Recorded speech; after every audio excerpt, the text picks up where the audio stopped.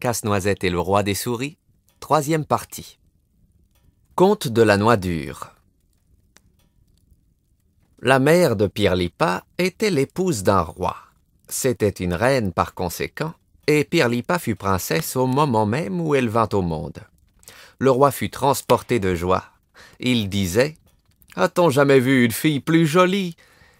Et tous les ministres, les généraux, les présidents et les officiers de l'État criaient « Non, non, jamais !» Et en effet, il était impossible de dire qu'enfant, depuis que le monde est monde, eût égalé la petite princesse Pirlipat en beauté. Son teint était de lys et de rose, ses yeux resplendissaient dans leur couleur d'azur, et les boucles blondes de ses cheveux formaient des tresses ondoyantes semblables à de l'or. Et en outre, la petite Pirlipat avait apporté en venant au monde une rangée de petites perles avec le secours desquelles elle mordit le chancelier au doigt de manière à lui faire jeter les hauts cris. Tout le monde était enchanté de l'enfant. La reine seule paraissait inquiète et personne n'en devinait la cause. On remarquait seulement qu'elle faisait activement surveiller le berceau de l'enfant. Outre que les portes étaient garnies de soldats, il devait, avec les 2 nourrices placées près du berceau, s'en trouver encore chaque nuit 6 autres dans la chambre, mais ce qui paraissait singulier et incompréhensible, c'est que chaque nourrice devait avoir un chat sur ses genoux, qu'elle devait caresser toute la nuit pour le tenir constamment éveillé, et voici la cause de tout ceci. Il arriva un jour qu'à la cour de Pirlipat le père se trouvèrent assemblés de grands rois et de très charmants princes, ce qui occasionna des jeux chevaleresques, des comédies et des bals. Le roi, pour faire parade de ses richesses, voulut puiser assez profondément dans le trésor de la couronne et faire exécuter quelque chose de remarquable. Il fit donc préparer un grand repas de saucisses, car il avait appris de son maître d'hôtel que l'astronome avait dit que le temps de la tuerie était venu.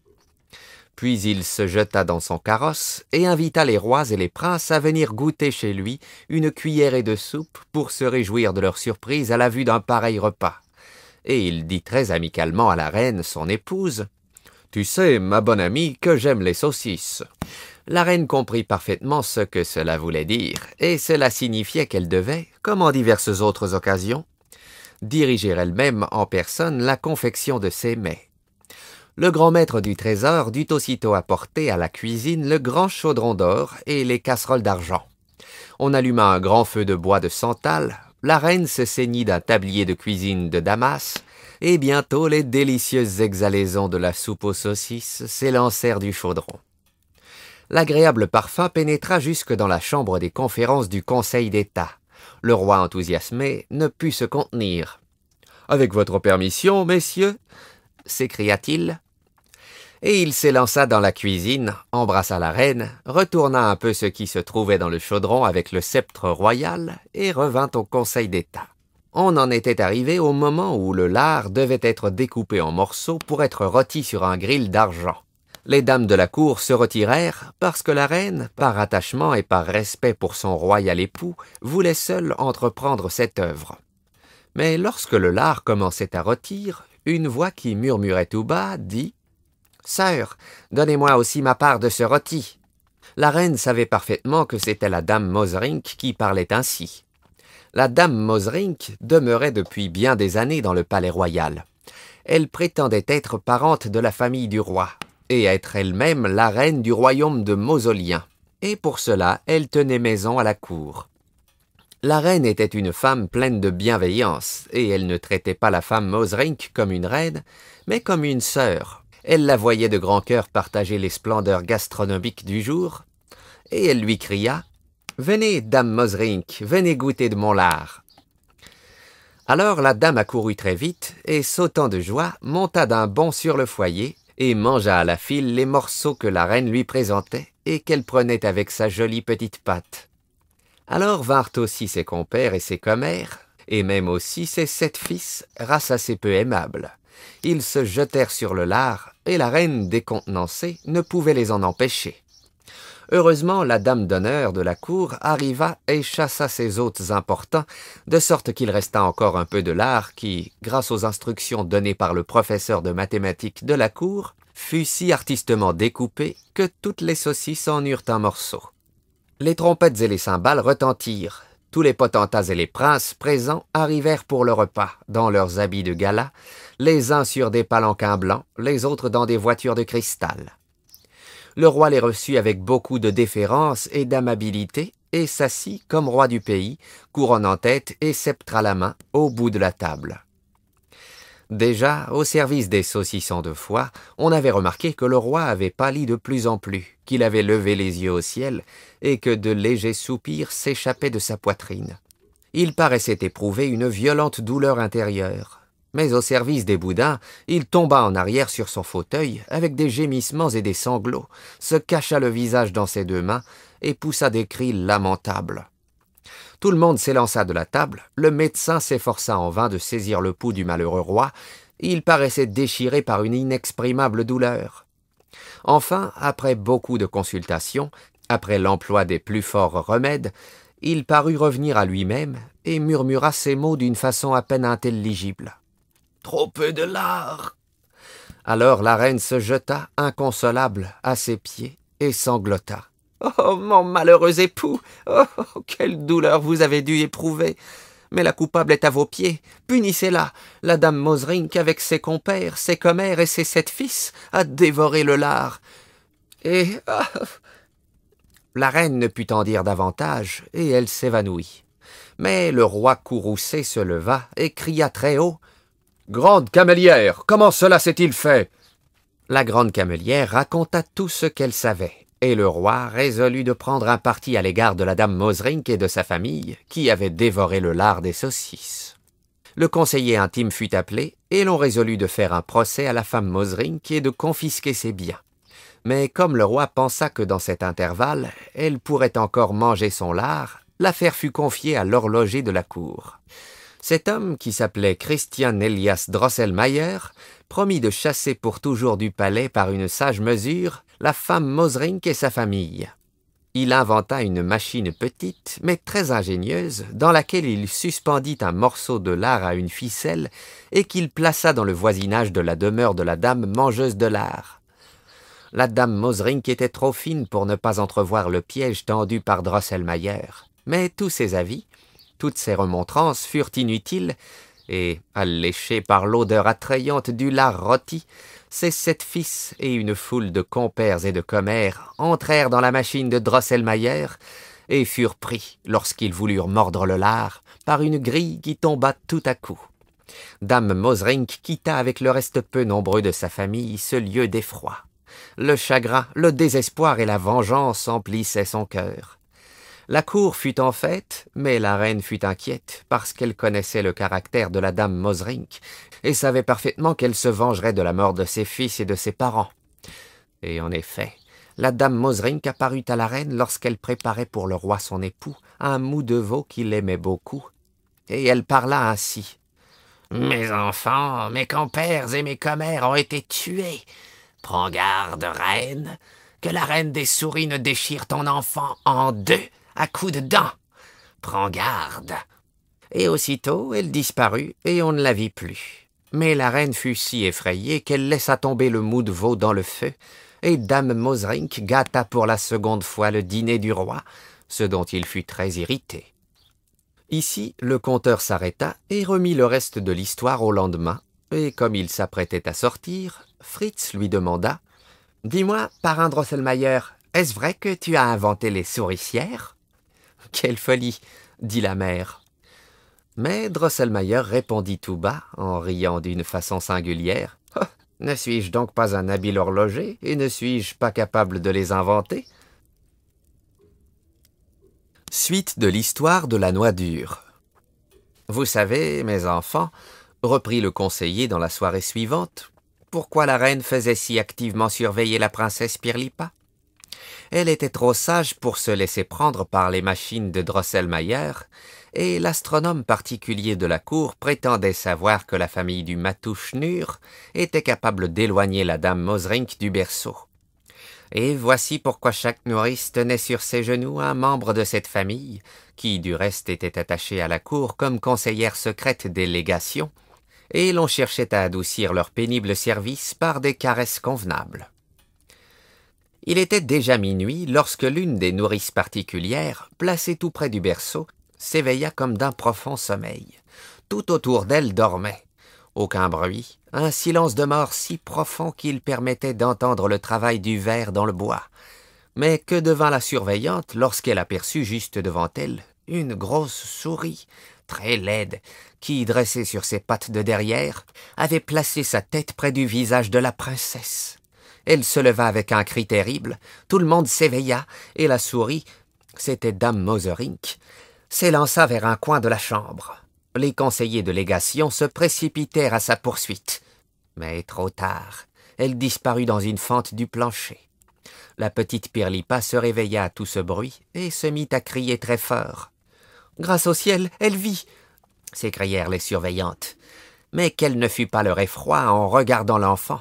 À la place d'une tête blanche et rose aux boucles d'or, on vit une tête épaisse et sans forme sur un petit corps rapetissé et racorni.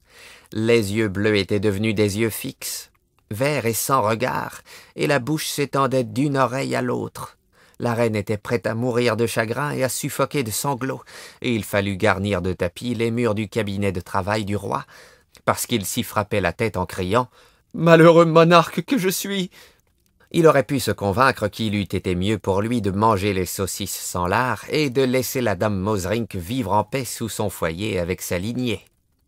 Mais cela ne lui vint pas en idée, et il rejeta toute la faute sur l'horloger mécanicien de la cour, Christian Elias Drosselmayer de Nuremberg, et il rendit le suivant arrêt.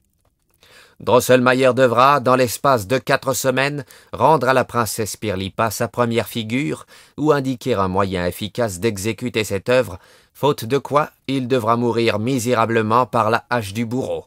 Drosselmayer ne fut pas peu effrayé. Toutefois, il eut confiance en son adresse et en son étoile, et commença de suite la première opération nécessaire. Il démonta entièrement la princesse Pirlipa, dévissa ses pieds mignons et ses petites mains, examina leur structure intérieure. Mais il vit que plus la princesse grandirait, plus elle serait laide, et il ne savait comment y remédier. Il la remonta soigneusement, et retomba auprès de son berceau, qu'il ne devait pas quitter, dans une profonde tristesse.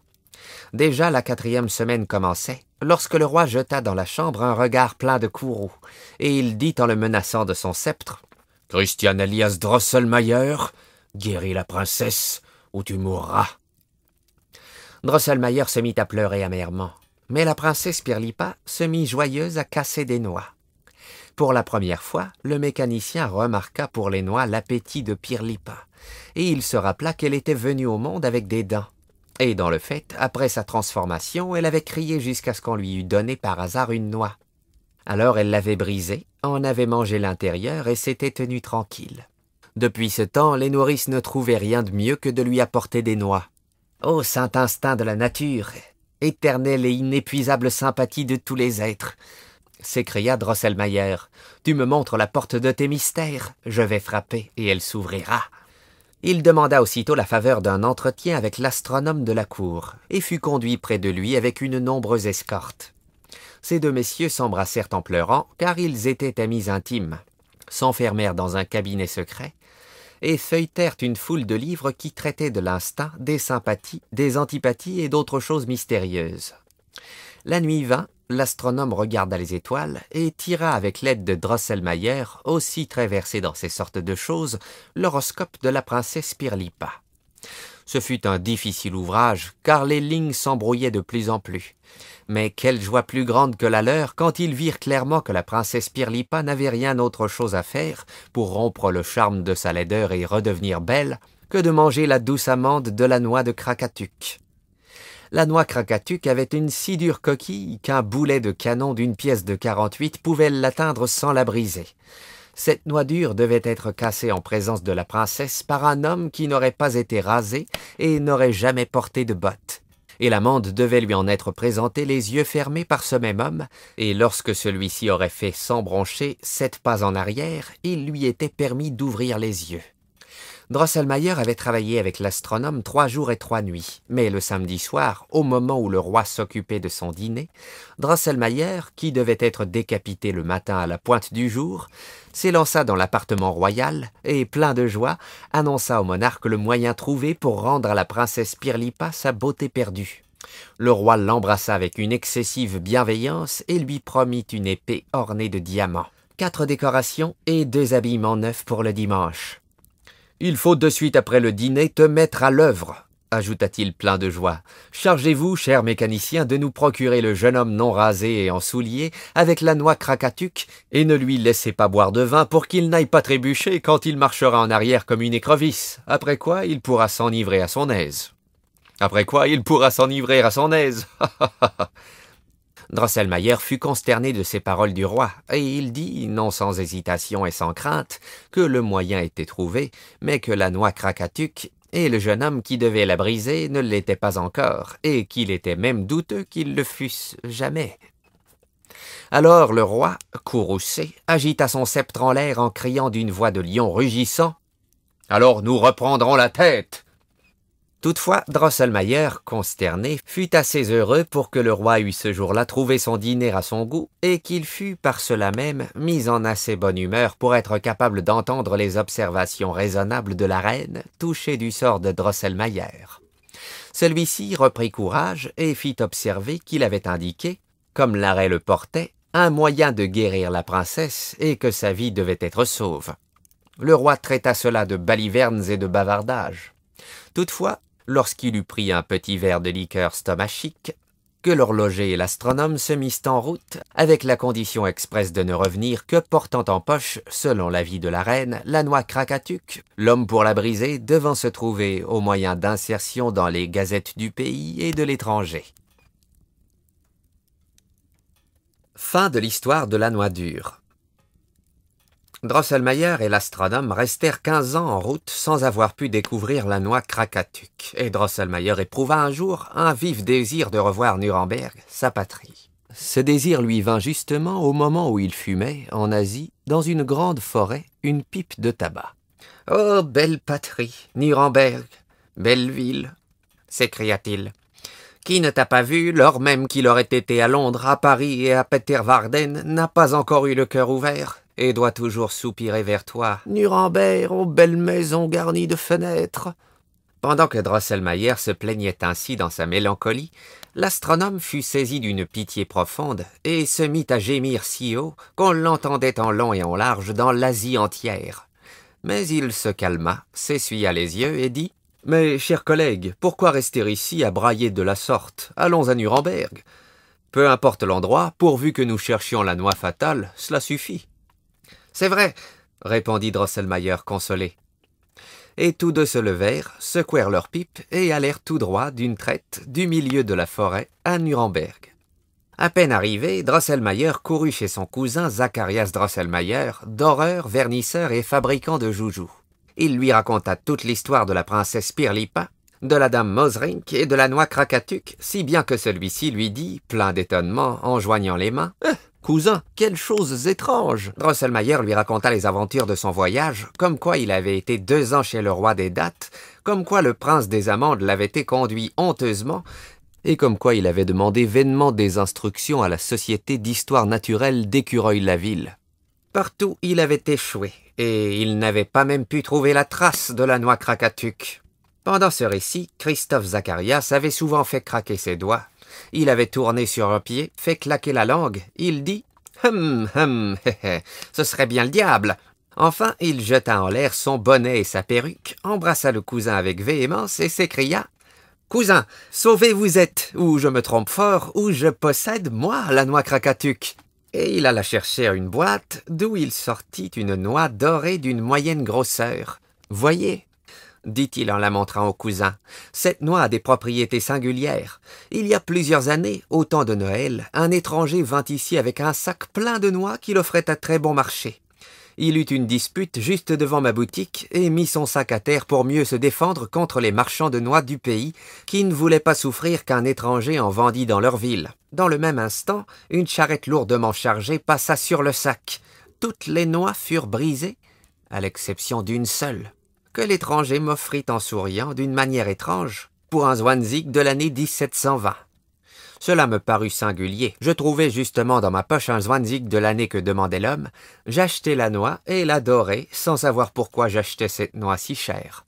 Mais tout doute sur l'authenticité de la noix trouvée par le cousin disparut lorsque l'astronome de la cour, en écaillant la dorure, trouva le mot Krakatuk gravé en lettres chinoises sur la coquille de la noix. La joie des voyageurs fut grande, et le cousin fut enchanté lorsque Drosselmayer lui assura que sa fortune était faite, et que, outre une pension, il recevrait gratuitement tout l'or qu'il lui faudrait pour ses dorures. Le mécanicien et l'astronome avaient déjà mis leur bonnet de nuit pour aller se mettre au lit, lorsque le dernier dit « Mon excellent collègue, un bonheur ne vient jamais seul.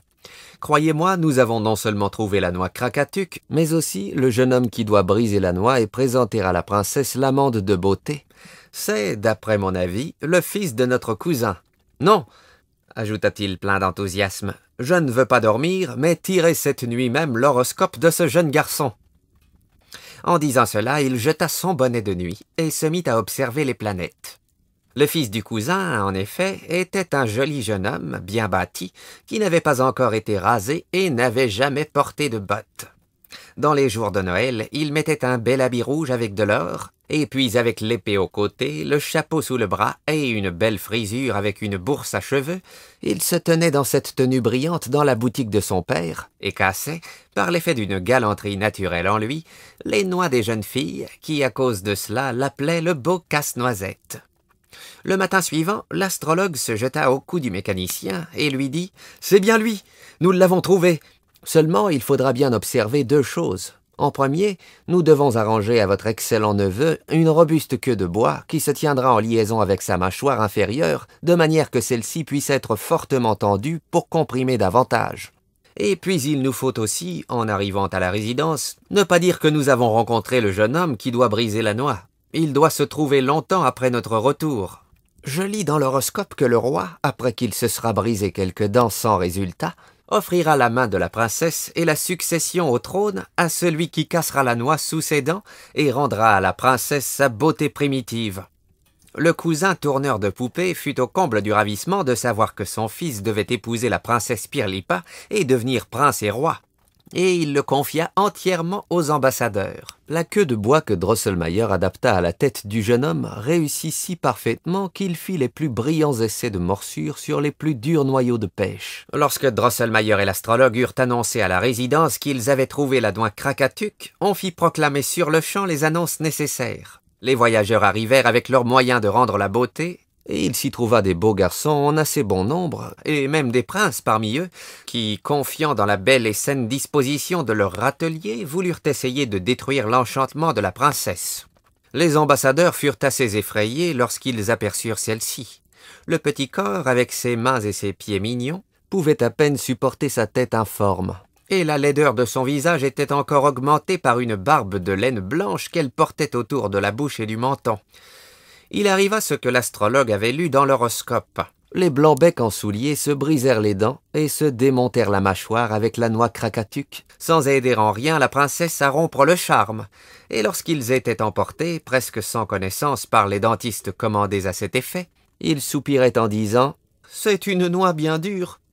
Mais lorsque le roi, dans l'angoisse de son cœur, eut promis sa fille et le royaume à celui qui détruirait l'enchantement de la princesse, le joli et doux jeune homme Drosselmayer se fit annoncer et demanda à tenter aussi l'épreuve. Aucun des prétendants n'avait plu autant à la princesse Pirlipa que le jeune Drosselmayer. Elle plaça sa petite main sur son cœur et dit en soupirant « Ah, si celui-ci pouvait véritablement briser la noix Krakatuk et devenir mon époux !» Après que le jeune Drosselmayer eut salué poliment le roi, la reine et la princesse Pirlipa, il reçut des mains du grand maître des cérémonies la noix Krakatuk, la prit sans plus long préambule entre ses dents, tira fortement la queue, et crac crac, la coquille tomba en plusieurs morceaux. Il nettoya adroitement l'amande des filaments qui y adhéraient encore, et la présenta avec un grand salut à la princesse, et en même temps il ferma les yeux et commença à marcher en arrière. La princesse avala aussitôt l'amande, et, ô prodige, le monstre avait disparu, et à sa place était là un ange de beauté, avec un teint blanc comme le lys, ayant l'éclat d'un satin rosé, les yeux d'un brillant azur, et les cheveux tombant en boucles pleines comme des tresses d'or. Des éclats de trompettes et de cymbales se mêlèrent aux cris de joie du peuple. Le roi et toute sa cour sautaient sur une jambe comme à la naissance de Pirlipat, et il fallut de l'eau de Cologne pour ranimer la reine, qui s'était évanouie de ravissement et d'extase. Le grand tumulte troubla un peu le jeune Drosselmayer, qui n'avait pas encore terminé ses 7 pas. Cependant, il se remit et posait le pied pour le 7e pas lorsque tout à coup la dame Mosrink sortit du plancher en sifflant et en criant. Et Drosselmayer, en posant le pied, marcha sur elle et chancela de telle sorte qu'il fut sur le point de tomber. Mais, ô malheur, le jeune homme prit à l'instant le masque de laideur de la princesse Pirlipa. Son corps se racornit et put à peine supporter sa tête d'une grosseur démesurée, avec ses gros yeux et sa bouche horriblement fendue. En place de la queue, un étroit manteau de bois se déroula derrière lui, et il s'en servait pour diriger son menton. L'horloger et l'astronome étaient éperdus d'horreur et d'effroi. Mais ils virent sur le plancher la dame Mosrink baignée dans son sang. Sa méchanceté n'était pas restée impunie, car le jeune Drosselmayer l'avait si fort comprimée sous le talon pointu de son soulier qu'elle était sur le point de mourir. Mais en sentant les angoisses de la mort, elle s'écriait d'une voix lamentable. « Krakatuk, noix dure, c'est toi qui causes ma mort. Le petit casse-noisette mourra aussi bientôt. Mon petit-fils aux 7 têtes le récompensera. Il vengera ma mort. Il vengera la mort de sa mère sur toi, casse-noisette jolie. Ô vie si fraîche et si rose, il faut te quitter. Ô mort terrible. » La dame Mosrink expira en jetant ce dernier cri, et fut emportée par l'allumeur des poêles du roi. Personne ne s'inquiétait du jeune Drosselmayer. La princesse rappela au roi sa promesse, et celui-ci ordonna d'amener aussitôt le jeune homme devant lui. Mais lorsque le malheureux apparut sous sa forme épouvantable, la princesse se cacha le visage de ses 2 mains et s'écria « Éloignez cet affreux casse-noisette !» Aussitôt le maréchal de la cour le saisit par les 2 épaules et le jeta à la porte. Le roi, furieux qu'on eût pensé à lui imposer un casse-noisette pour gendre, rejeta toute la faute sur l'horloger et l'astronome et les bannit à jamais l'un et l'autre de sa résidence. Cela ne se trouvait pas dans l'horoscope que l'astronome avait consulté à Nuremberg. Cependant, il en fit une nouvelle épreuve, et il crut lire dans les étoiles que le jeune Drosselmayer se rendrait si remarquable dans sa nouvelle position qu'il deviendrait prince et roi malgré son horrible figure, mais qu'il ne se débarrasserait de sa laideur que lorsque le fils de la dame Mosrink, qui était né avec 7 têtes après la mort de ses 7 enfants, aurait été tué de sa main et qu'une dame se serait éprise de lui malgré ses difformités. L'on a vu en effet le jeune Drosselmayer dans la boutique de son père au jour de Noël sous la forme d'un casse-noisette, mais avec le costume d'un prince. Tel est, mes enfants, le conte de la noix dure, et maintenant vous savez pourquoi les casse-noisettes sont si laids. Le conseiller termina ainsi son conte. Marie prétendit que la princesse Pirlipa n'était, après tout, qu'une vilaine ingrate. Fritz s'assura de son côté que si le casse-noisette voulait ne pas ménager le roi des souris et se montrer un brave garçon, il reprendrait les jolies formes qu'il avait perdues. Oncle et neveu. Si l'un de mes très honorés lecteurs s'est une fois seulement coupé avec du verre, il saura combien cela fait souffrir et quel temps long exige la guérison complète. La petite Marie avait dû rester au lit plus d'1 semaine parce qu'il lui prenait des faiblesses aussitôt qu'elle voulait se lever. Enfin, elle guérit tout à fait et put, comme par le passé, sauter dans la chambre. L'armoire vitrée avait une charmante apparence car on y voyait des arbres, des fleurs, des maisons toutes neuves et de belles poupées brillantes. Avant toute chose, Marie retrouva son cher casse-noisette qui, placé au fond du second rayon, lui souriait de toutes ses dents en bon état, mais en regardant son favori avec un cordial plaisir, elle se sentit le cœur oppressé en songeant que ce que Drosselmayer lui avait raconté était l'histoire du casse-noisette et l'origine de sa mésintelligence avec la dame Mosrink et son fils. Elle savait maintenant que son casse-noisette n'était autre que le jeune Drosselmayer de Nuremberg, neveu du parrain Drosselmayer et ensorcelé par la dame Mosrink, car l'habile horloger de la cour du père de Pirlipa ne pouvait être que le conseiller de justice Drosselmayer lui-même. Et de cela, Marie n'en avait pas douté un seul instant pendant tout le temps du conte. « Mais pourquoi ton oncle ne t'est-il pas venu en aide ?» disait Marie en réfléchissant que dans cette bataille, où ils étaient l'un et l'autre comme spectateurs, il y allait de la couronne et du royaume de Casse-Noisette. Toutes les autres poupées ne lui étaient-elles pas soumises ?